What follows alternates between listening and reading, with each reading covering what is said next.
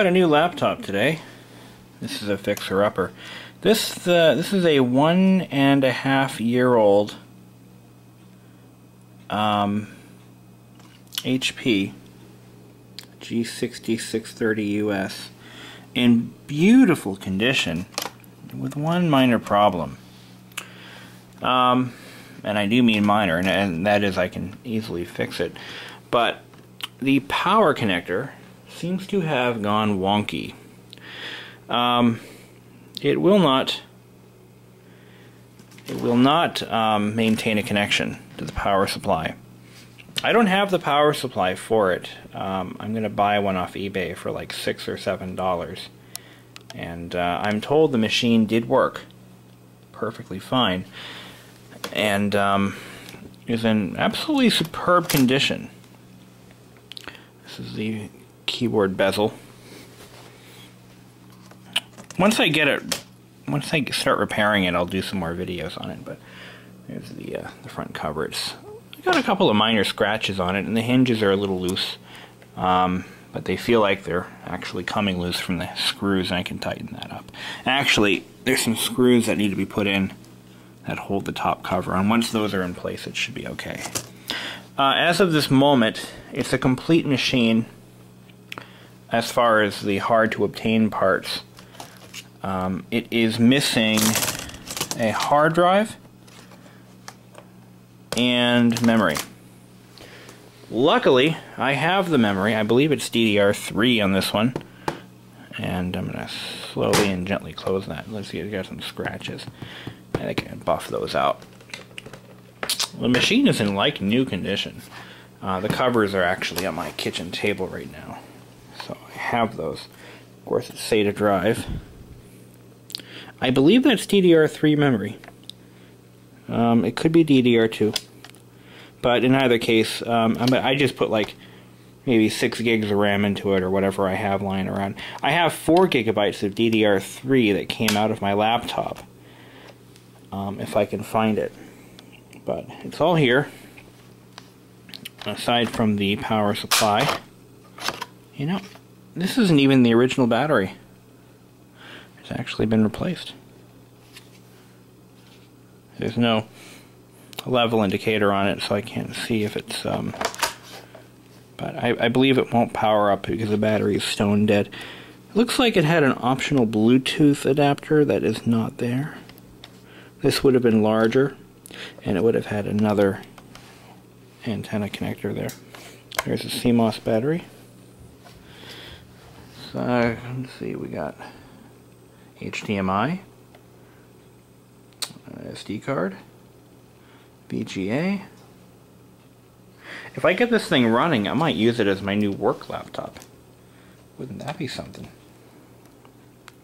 That could be kind of cool. I would have a Windows 7 work machine. And I can take my $1,700 MacBook Pro and leave it at home where it belongs. Sweet. That just might be doable. Oh, there's that. And I got some more toys too from the same guy. A friend of my parents. He had a whole bunch of stuff that he wanted to get rid of, and naturally I take in old stuff that people don't want in most cases, and I try to find homes for it. I'm going to turn the overhead light on. You already saw part of what I was going to show you. This is a Radio Shack Color Classic. Coco 2 or Trash 80. Did I say Color Classic? That's not what I meant, but you get the idea. TRS-80 Color Computer 2. I have never, surprisingly, I have never owned one. I have owned roughly 200 computers in my lifetime, possibly more. Before YouTube, I was ballin'. I had so many computers. That was like 10 years ago. Never had a TRS-80. This is my first. And it doesn't have the cassette drive. It doesn't have the tape drive. I mean the floppy drive that was optional from these. Looks like it has a cartridge port here. I do believe these have built-in BASIC. Haven't powered it up yet, don't know if it works. Product of USA. Oh, those were the days. Nice little machine though. I don't know if you're into that sort of thing. I'm not particularly into these types of microcomputers, but this is certainly a classic that you know, I would like to have been exposed to at some point, but I got that book with it too. Oh, here we go, more stuff. We have here is a Compaq.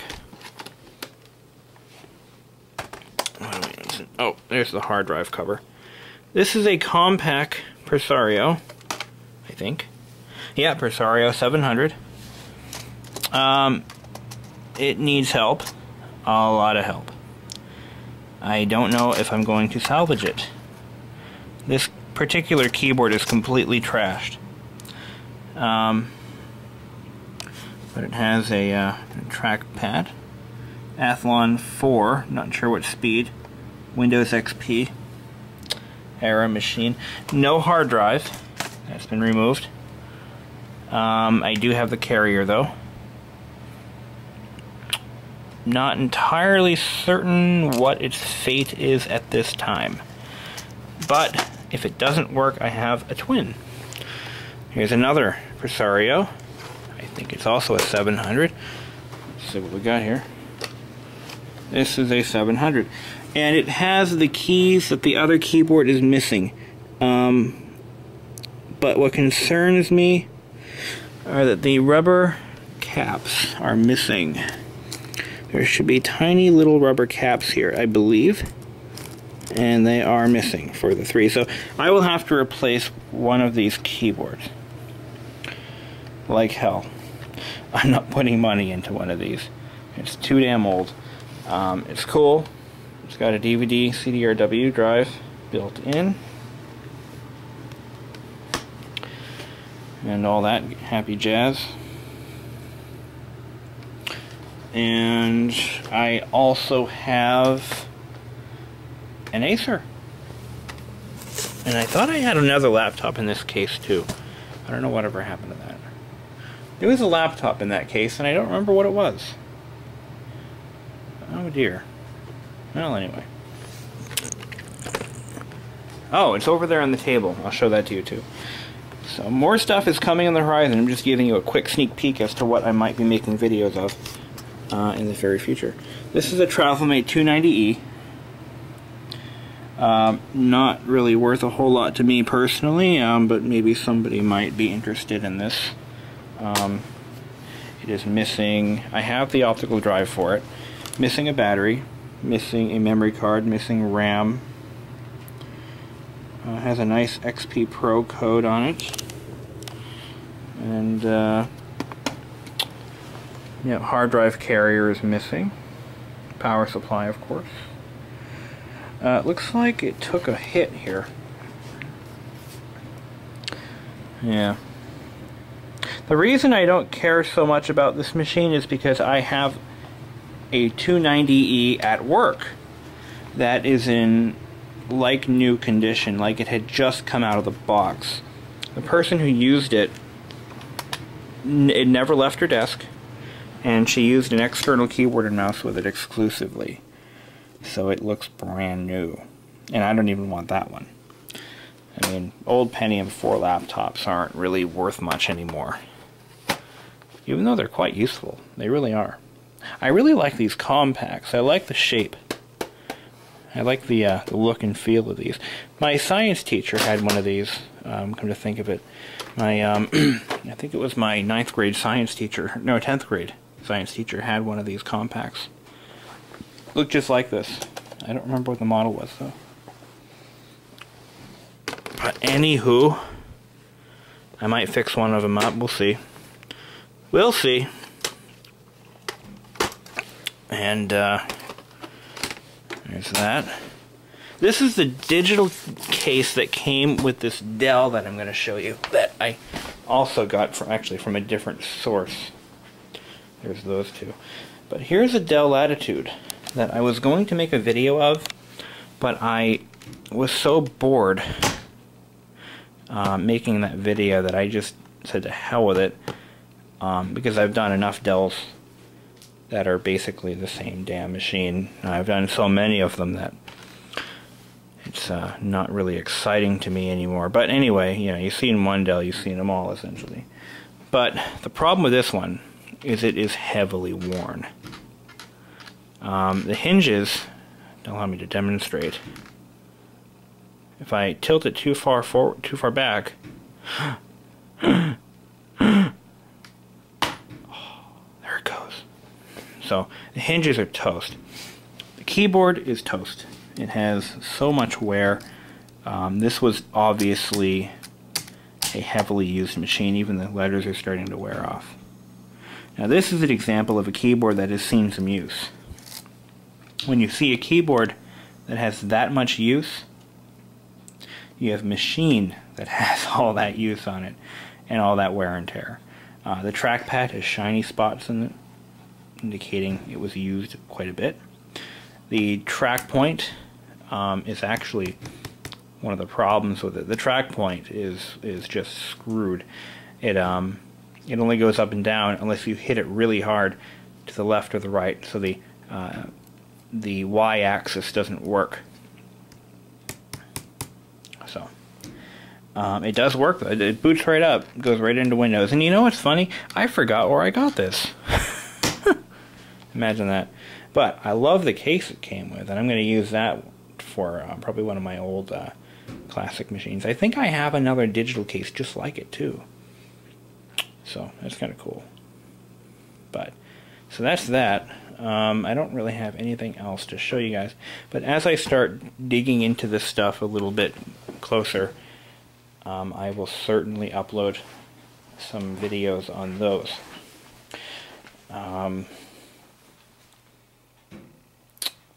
So there you go. So sneak preview of more things to come. Now, on my table, which was clean 5 minutes ago, here I have the floppy drive cable for that Dell. I have the bottom covers for the HP. Oh, and here's the optical drive for the 290, which I'll quietly slide in there, like so. Oh, wait. Where does it go? Oh, there it goes. Manufactured July 2004. Is this even the right one? I just assumed it went with it. We all know what assume means. Okay. Let's see. If it only had a battery, you know, and it wasn't in such terrible shape. There we go. I don't know. The 290 is just a little old. I don't think I'm going to do anything with that. But these Compaqs are just so cool looking. I like these. I love this era Pentium 4. Or I'm not Pentium 4, but this era laptop. They're kind of cool looking, as I mentioned enough times already. So there you go. More to come. Well, today we're going to take these Compaq junk machines here. I'd like to fix one of these up. I've got enough parts here, I think, to make at least one unit that runs. But I've noticed they have, some of them have a few cracks here and there. Yeah, they both have a crack here. I think. Yeah, they do. Oh, how convenient. Well, I've located a power supply that meets the specs for the HP Compaq machines. So let's see if they even turn on before I waste any more time on them. And for the record, oh, this one's getting power. These are Presario 700s. So I got power here. Do I have action. Of course, there's no hard drive in this thing, so it won't boot up, but... Oh, I see a Compaq logo. The screen is quite dim.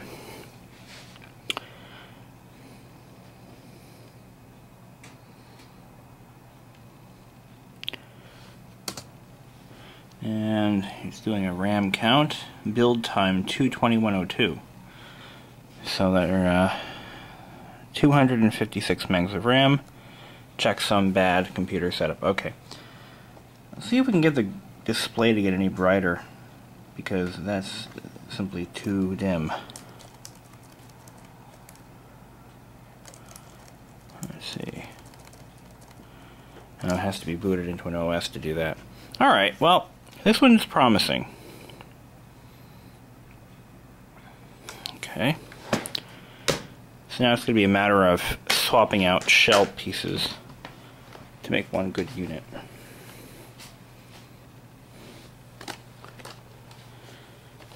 Let's see here. It's hard to believe that a notebook that has a built-in DVD player and CDRW drive is now considered, or could now be considered obsolete because they're so old. I mean, the technology has been in notebooks for quite some time now.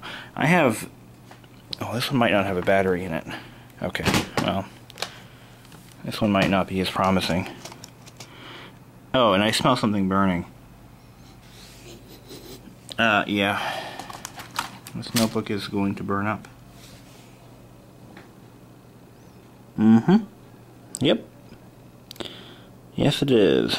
There's something burning in here. Okay. Well, that answers that question. So we have a legitimate parts machine here. And we're missing the power switch. No, it's actually down in there. So, this one's no good.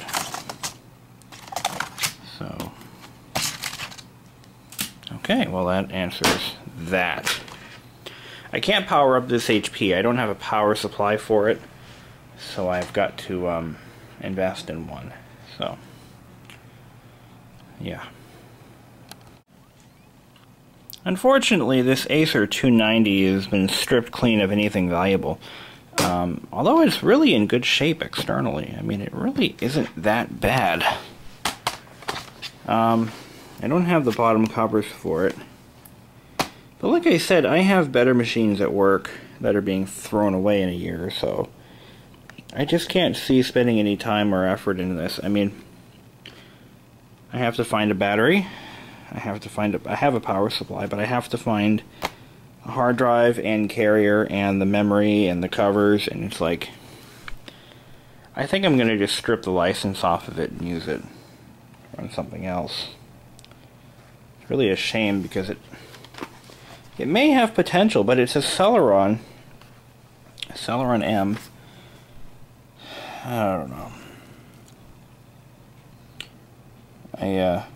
Wow, it's even Bluetooth era. Well, that's interesting.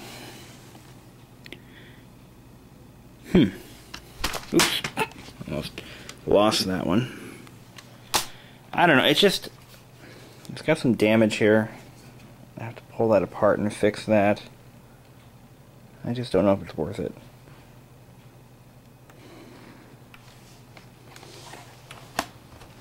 I've got the drive, I just don't have a battery, I don't have memory. And I can tell you right now that I've gone through so many of these laptops at work because they keep breaking down on us. I have had very bad luck with these Acers. They just develop weird issues where they'll randomly shut off, or they won't turn on. I mean, I have such a bad history with these Acers that I already know what to look for, or what to expect, you know, so spending any money on it is not an option. So I think this one's going to go to the dustbin. And because I don't have a good keyboard for these HPs, or sorry, these Compaqs, I think I'm going to scrap those too. See if there's any memory in them I could probably put into something else and go from there. But they're just... It's sad too because this was a nice laptop. I like these built-in feet. I had the HP version of this at work, and it died on me. I was using it as an iTunes machine, and it just blew up. But it's got a home edition license on it. Both do. Oh wow, I even have these flip-down ports. 2 USB. Not bad. Optional FireWire. Not installed, but it was an option. Built-in floppy drive. What a pity. But fixing one of these up will involve acquiring parts that I don't have. They're from like 2002, 2003. And, nice. Very nice. Was nice at one time.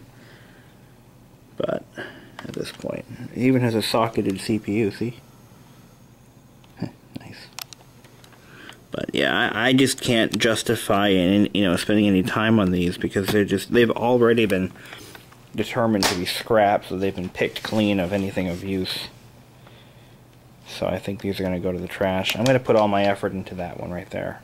I think I can fix her. So it looks like these laptops have onboard memory right here. Those are the onboard chips. They're about 256 megabytes of memory on board, which is bare minimum for Windows XP. And we have this is a PC-133 memory slot. DDR memory didn't really become standard until about like 2003, 2004-ish. Apple continued to use PC-133 well into 2007. No, I'm sorry, 2006-ish. When they discontinued the eMac, that's when they stopped using PC-133. But I believe every eMac uses PC-133, so Apple was one of the last users of that memory. At least a regular user. Yeah, same thing here. Nothing in there. Hard drives have been stripped out. To me, once the hard drive has been stripped out, if it's something that I'm going to have to pay money to get, I lose interest. I have a hard drive I can put in here, but I don't have any good keyboards. And I'll show you why their keyboards are bad. There's supposed to be little rubber domes here. Now, if I pull one of these keys off, you'll see a rubber dome underneath it. The rubber domes cannot be replaced if they're lost. Here. This is what should be there. And once they're gone, they're gone. But that actually helps because the rubber dome is gone, but I just realized that they're removable on this keyboard, so I might be able to strip out the domes off the other keyboard if I'm lucky. So maybe I can save one of these.